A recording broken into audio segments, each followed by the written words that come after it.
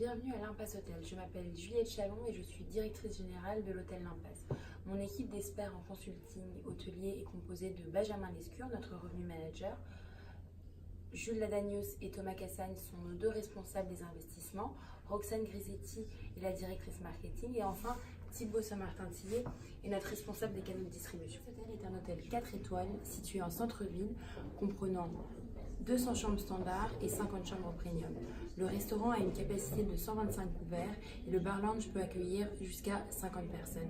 L'Impasse dispose également d'une salle de conférence ayant une capacité de 200 personnes. Nous proposons différents services tels que Internet et le téléphone à l'international, également une piscine, un service laundry, room service et un parking. Notre hôtel est sur un marché de 11 hôtels en concurrence directe possédant les mêmes caractéristiques de base. Durant ces 2 dernières années, nous avons constaté une diminution graduelle de la performance de notre hôtel. On constate que le taux d'occupation diminue de 78 à 54% entre 2017 et 2019. L'ADR a quant à lui baissé de $20 en seulement 2 ans et le profit d'exploitation a quasiment réduit de moitié. L'objectif pour 2019 était d'acquérir et de maintenir le niveau de satisfaction de notre clientèle à un niveau égal ou supérieur à nos concurrents, d'atteindre et de maintenir la part de marché des chambres à un tarif journalier similaire ou supérieur à celui de nos concurrents. Et enfin, nous visons à générer un profit brut d'exploitation supérieur à 25% et un retour sur investissement supérieur à 8%. Le tarif journalier ainsi que le profit brut d'exploitation ont tous diminué durant ces 2 dernières années. Toutefois, le développement entrepris dans notre hôtel sur le marché et dans l'économie de manière générale indique des résultats encourageants pour l'année en cours concernant les opportunités d'affaires. Ceci est une bonne nouvelle concernant la performance de notre hôtel. L'Impasse Hôtel souhaite adapter ses prix à la qualité offerte à ses clients. Nous avons choisi d'opter pour une stratégie d'occupation fixant des prix plus faibles que ceux proposés par nos concurrents afin de stimuler l'occupation de notre hôtel. En semaine, nous avons décidé de se focaliser sur une clientèle business. Néanmoins, nous restons ouverts à des réservations provenant des transient ou des small groups afin de maximiser l'occupation. Concernant nos investissements, pour répondre à la segmentation que nous avons choisie ainsi qu'à notre stratégie, nous avons décidé d'entamer l'année avec un gros investissement qui est le Business Center. Afin de récupérer un maximum de parts de marché, à savoir les clients business, l'investissement dans un Business Center s'est avéré obligatoire. Pour aller encore plus loin dans notre segmentation et pour compenser la période d'installation de notre Business Center qui est de 2 mois, nous avons effectué un soft redo de nos meeting rooms pour améliorer la satisfaction de ces installations. Nous avons aussi décidé d'installer Internet dans toutes les chambres, nous avons engagé un concierge et formé nos équipes check-in, check-out à des check-in, check-out efficaces et rapides. Pour commencer l'année, nous avons aussi décidé d'améliorer la qualité de nos chambres premium avec un soft redo, ainsi que de sous-traiter le nettoyage et le service de nos chambres standards. En ce qui concerne la tarification, nous avons décidé de nous orienter sur une stratégie d'occupation, proposant un tarif faible comparé à la concurrence à nos clients. Nous nous sommes segmentés principalement sur des clients individuels et de petits groupes. Nous avons proposé des tarifs plus élevés en semaine plutôt qu'en week-end afin de nous aligner avec la demande. Avec un tarif de $165 pour les contracts, nous voulions avoir une base solide de clients pouvant nous assurer une certaine occupation. Pour les premiers trimestres, notre fourchette de prix se situe entre $239 et $180 en semaine. Pour les week-ends, nous nous situons entre $220 et $170. Nos tarifs ont faiblement augmenté sur le trimestre avec quelques hausses ou diminutions de $5 sur certaines catégories. Enfin, en mars, nous avons décidé de diminuer de $40 le tarif des tours afin d'augmenter notre taux d'occupation et d'augmenter de $20 le tarif initial des premiums afin de mieux s'aligner avec la concurrence. Avec un market share de 9,85% sur le trimestre, nous avons relativement réussi à attirer les catégories Qualified, Small Group, Package et Tour. Nous avons réussi à accueillir 13,18% des clients Tour en mars grâce à notre baisse de tarifs, soit une hausse de 2 points de pourcentage par rapport au mois précédent. La stratégie d'advertising que nous avons mis en place nous a permis de récolter rapidement un grand nombre de retours positifs de la part de nos clients et nous a aussi encouragé à garder une certaine stabilité tout au long de l'année. Il était nécessaire de savoir ce que pensaient nos clients ainsi que ce que faisaient les membres de notre concept. En ce qui concerne notre stratégie mise en place pour le premier trimestre, nous avons d'abord investi de petites sommes aux alentours de $6 000. En ce qui concerne les canaux de distribution, avec un quart de nos chambres pour seulement 7% du profit, nous avons fait l'erreur stratégique de compter sur les GDS.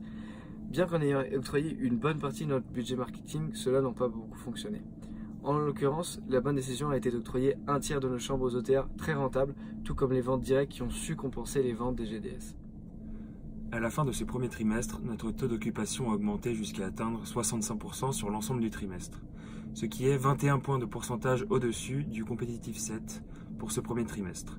De plus, notre ADR Index est de 93 et notre RevPAR Index est à 108. Notre stratégie prix bas est jusqu'à présent efficace. Après avoir constaté les résultats de notre premier trimestre et la hausse de notre chiffre d'affaires, nous avons décidé de ne pas investir sur les 2 premiers mois de ce deuxième trimestre jusqu'à atteindre un montant suffisant pour nos fonds disponibles au mois de mai.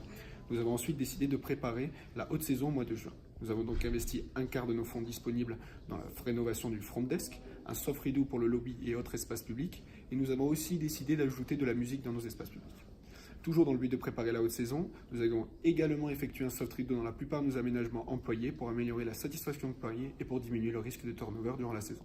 Notre deuxième trimestre n'a vu que de très faibles évolutions des prix. Nous avions de bons retours sur notre réputation. Nous avons ainsi décidé de faire stagner les prix afin de fidéliser les clients qui ont apprécié l'hôtel. Seuls les petits groupes et les tours ont vu leurs tarifs augmenter de 10$ et de 30$ respectivement. Avec un market share total de 10,26% sur le trimestre, nous nous sommes rendus compte de notre forte compétitivité concernant nos tarifs des week-ends, avec un market share total moyen de 11,1% sur ce trimestre. A noter, le market share de la catégorie tour a été excellent avec 15,99% en semaine et 18,12% en week-end en juin. Tout comme la catégorie package avec une moyenne de 14,51% sur ce trimestre. Pour le deuxième trimestre, nous avons reçu notre premier retour client qui n'était pas spécialement positif. En effet, les montants alloués à l'advertising se sont avérés être trop faibles et nous avons donc décidé dès le mois d'avril de plus que doubler notre investissement, aux alentours de 14 000 $. En ce qui concerne le marketing, il était important de faire parler de l'hôtel L'Impasse. Pour mettre en place notre stratégie de marketing, nous avons donc décidé d'investir dans plusieurs dispositifs afin d'avoir une meilleure visibilité pour nos clients dès le départ. Ces décisions nous ont fait dépenser un budget mensuel de marketing aux alentours de 9 000 $ et ont été maintenues sur les 2 premiers trimestres.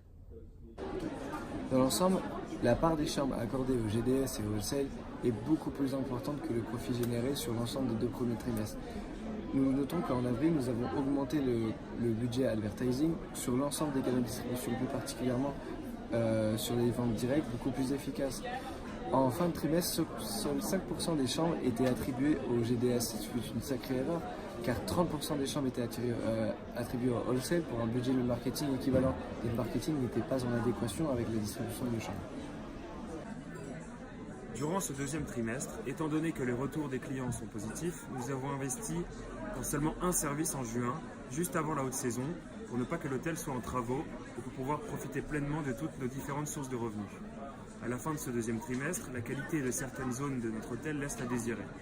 En observant ce tableau, on peut voir que le taux de satisfaction générale est de 65%, alors que la moyenne des autres hôtels est de 67%. Nous sommes donc très légèrement en dessous.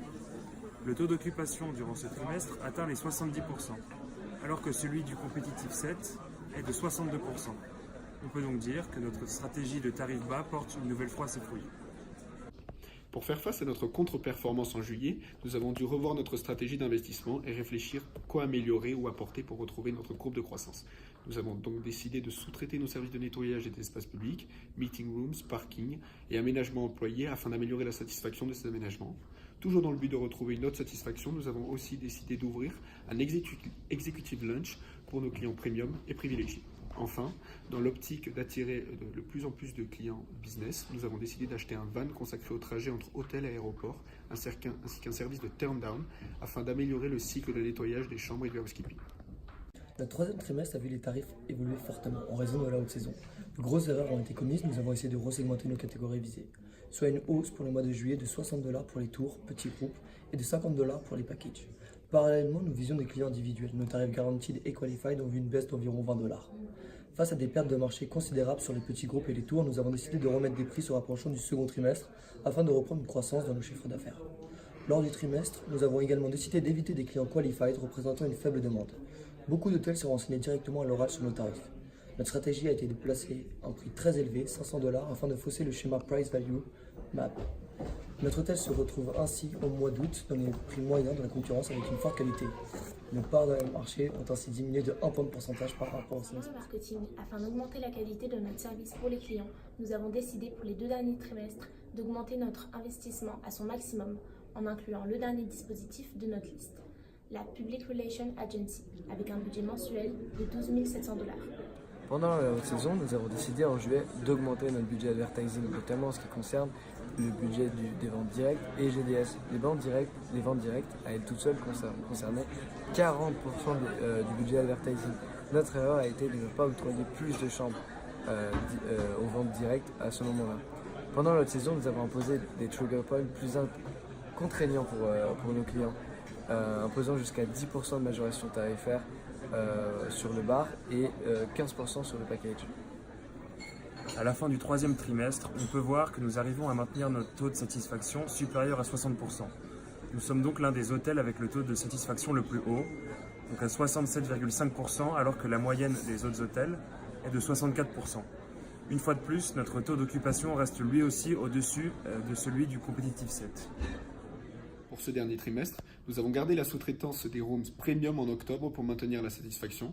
Et afin de préparer la fin d'année et l'année suivante, nous avons décidé d'investir presque la totalité de nos fonds dans quelques rénovations comme le front desk, les aménagements employés ainsi que le programme environnement.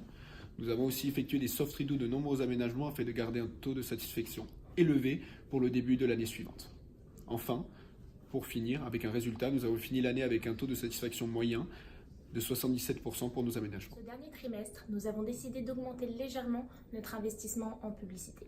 Nous avons terminé l'année avec des dépenses aux alentours de 33 000 $. Nous savions que la fin de saison allait faire diminuer les prix des chambres. Cependant, nous avons estimé que nos prix initiaux restaient compétitifs face à la concurrence. Nous avons tout de même diminué le tarif de 10 $ des contrats que nous avions réévalués à 185 $ lors du troisième trimestre. Nous remarquons de très faibles évolutions de prix sur les catégories ne dépassant pas les 15 $. Nos parts de marché sur ce semestre ont été de 9,22% en moyenne, soit une faible hausse par rapport au semestre 3. Enfin, concernant l'année en général, nous avons fortement accéléré les week-ends. Nos tarifs ont été les plus compétitifs pendant plusieurs mois d'affilée sur beaucoup de catégories, comme les premium et les qualified qui ont été les plus bas pendant 8 mois d'affilée. Au quatrième trimestre, nous avons maintenu nos efforts en advertising, à l'exception des wholesales qui ne concernaient plus que 8% du budget. Cependant, en anticipant la période de saison, qui concernait beaucoup les tours et les boucles, nous avons doublé ce budget qui a été payant. Ça a été une excellente décision. L'excellente décision a été aussi d'augmenter le nombre de chambres sur les ventes directes jusqu'à 40%. Aussi, notre trigger point était beaucoup trop agressif pour la pré-saison que nous avons diminué jusqu'à 7%. Enfin, pour ce quatrième trimestre, le taux de satisfaction de notre hôtel est de 76,5%, alors que le taux moyen de tous les autres hôtels est de 68%. Nous finissons donc l'année en étant le deuxième hôtel avec le taux le plus élevé. Notre objectif est atteint. Notre GOP sur le long de l'année est de 46,31%, avec des records atteints durant le troisième trimestre lors de la saison haute. À la fin de l'année, notre RevPAR Index est de 104, alors que notre ADR Index est de 98. Cela signifie que même avec des prix moyens par chambre inférieurs à ceux de nos concurrents, nous sommes globalement plus performants que ces derniers, avec des taux de satisfaction au-dessus de la moyenne.